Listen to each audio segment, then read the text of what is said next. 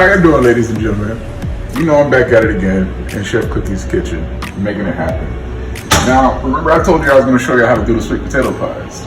Now, the first part of doing the sweet potato pies is something that a lot of people don't like to do, and that's peeling potatoes. Now, it's important to have something good that can do the job. Some of those peelers are not too good because we're going to be doing about 20 pounds of potatoes. And this peeler I like is from KitchenAid. Shouts out to KitchenAid. You can go forward or backwards with the peeler, and that's a good thing. Not all peelers work as such. So you want to always go down to the golden color or the deep color of the potato. If you have your potato and it has these white parts on it, then it's going to be a little bit bitter. So you want to get down to the nitty gritty. You want to get down to the good orange meat where the color is rich. Now, once we are done with that, we're going to go over and start dicing the potatoes.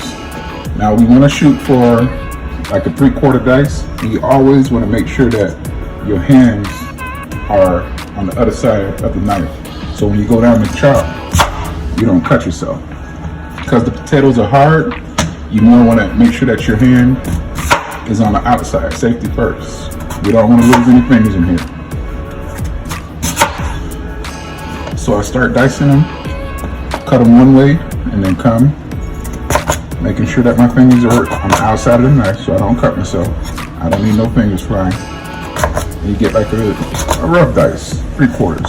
This is what we're looking for. Now, once you do that, basically put them in a bowl. After you get them all diced up, we're gonna rinse them off. All right, ladies and gentlemen, we're 20 hours later, hour of time, cut up and dice these potatoes. I know how it is. But after you get them diced up, what you wanna do is rinse them. Use some cold water to rinse your potatoes. And then I'm gonna show you in a minute where we're gonna get them plated up or get them panned up for the oven. But this is about 20 pounds of sweet potatoes. You saw me earlier peeling them and started dicing them. And here we go. All right, so we done diced them. We done rinsed them. I done sprayed these pans over here with some, how you call, basically some cooking spray. And now we're gonna tray them up so we can pop them in the oven and roast them. The oven's already preheated at 340 degrees on convect bake. And we're gonna get this stuff nice and roasted. Basically what we did, when we diced up the potatoes, we gave them more surface area so we can basically cook in and flavor. Once we roast the potatoes, we basically cook it in flavor. And then later on, you'll see when I make the mix for the sweet potato pies. So right now, we're gonna roast these potatoes. It's gonna take about 45 minutes in the oven. And once they come out, they're gonna be nice and golden brown, and they're gonna have some flavor added to them. That's part of the secret of my sweet potato pies. All right, ladies and gentlemen, now that everything has been baked and cooled, the potatoes are nice and roasted. They were in the oven at 340 for about 45 or so minutes. And we rotated them as we were baking them so they get nice and soft. And the way you tell them they're done is you taste them basically. You want to have a soft texture. You don't want it too hard. You don't want it too soft. Nice texture. The most important thing that a cook or a baker can do is taste their food. If I don't taste the food, I don't know what it tastes like. And the first person to taste it is going to be you. If it's nasty, I got a problem on my hands. All right, we got about 10 pounds of roasted potatoes. I'm going to put those in the mixer. Now, what I usually do is start mixing it so it can start breaking up.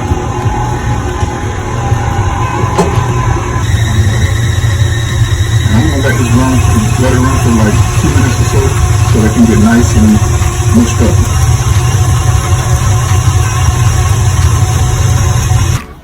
Now, to these 10 pounds of roasted potatoes, I'm going to start with the sugar.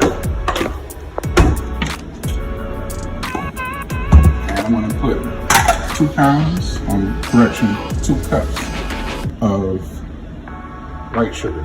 Now this is a half cup measure, so I'm gonna measure this out 4 times.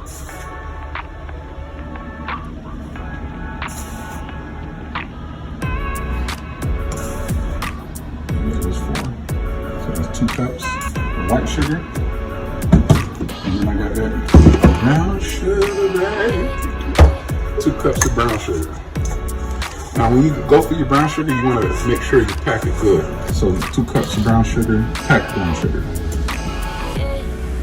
It's that soul, you know what I'm saying? You need some of that good melanin. The sugar with the melanin got that brown sugar, baby. Now, I'm gonna also add in my nutmeg and my, cinnamon at this point. I'm gonna use 2 teaspoons of nutmeg and 2 teaspoons of cinnamon.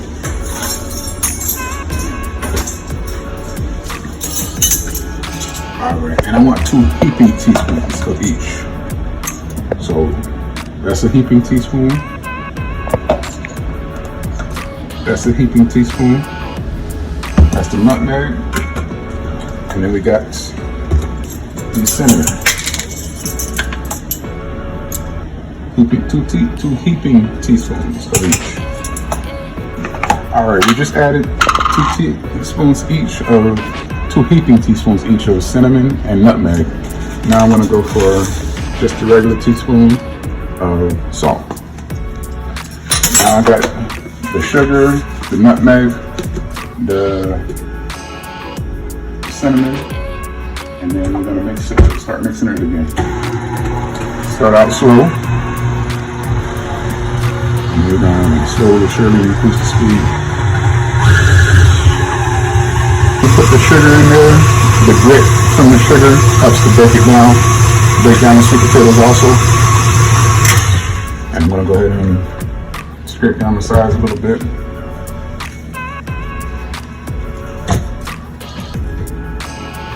Now, if you have a hand mixer, you can use a hand mixer too. If you don't have this here, you can't use a hand mixer. It just takes a little bit more.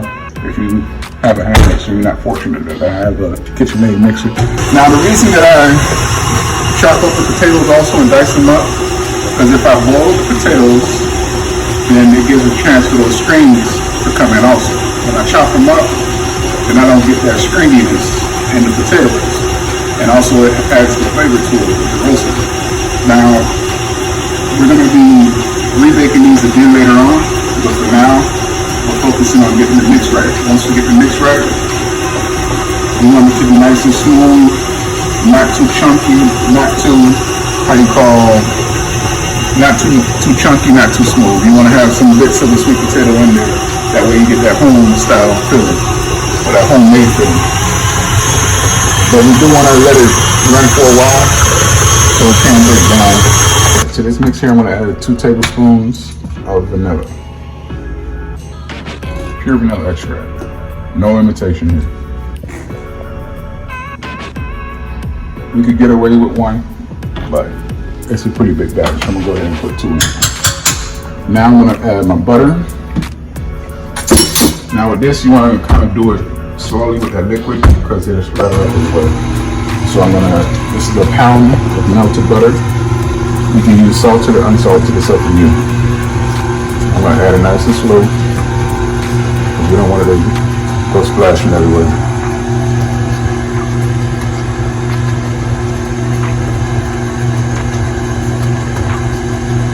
After I put the butter in, I'm gonna put in 2 cups of heavy cream. I measured out 3 cups, just in case I need to add a little bit more, but it's basically 2 cups of heavy cream. Now the last thing I'm going to add is the eggs. The reason I add the eggs last, because I had to mix this real good, and if I put the eggs in and over mix it, it'll make the consistency tough. So I add them last, so they're not going to be so worked up.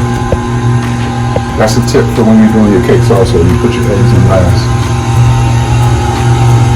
You want everything nice and incorporated. Sometimes the bottom of the bowl don't hit like it need to. The paddle don't hit the bottom like it need to, so you want to go down and scrape the sides up. at the end, we're gonna take everything off and do it behind. But now I'm gonna add my eggs, put them in, one egg at a time.